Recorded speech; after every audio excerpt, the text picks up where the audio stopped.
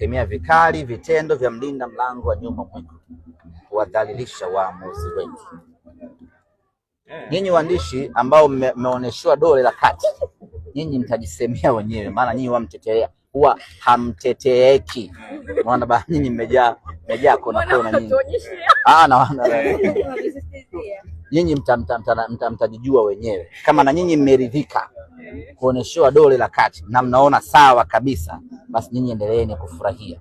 Lakini kama na nyinyi mnajitambua vizuri, mnapaswa kutoa tamko kali la kunaani unyanyasaji wa namna ile. Kama mna chama chenu, kama mna umoja wenu, mnatakiwa mtoe tamko kali la kulaani mara moja vitendo vile, na ikiwezekana kutofanya kazi na watu ambao hawatambui thamani na umuhimu wenu.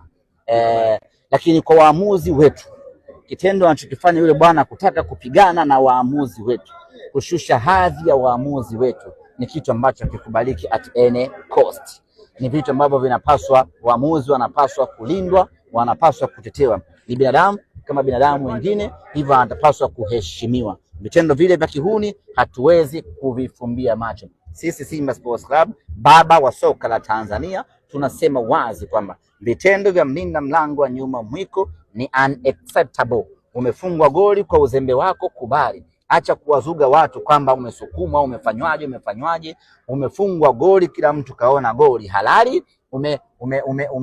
Umeruka, umejichanua, umeshindwa kudaka huo mpira, goli limeingia, kubali. Kuliko kuanza kutaka kuwazuga watu kwamba haujafanya makosa, wewe unataka kwenda kupiga waamuzi wetu. Ni jambo ambalo halikubaliki, na tutasimama kidete kupinga uhuni wa namna hii.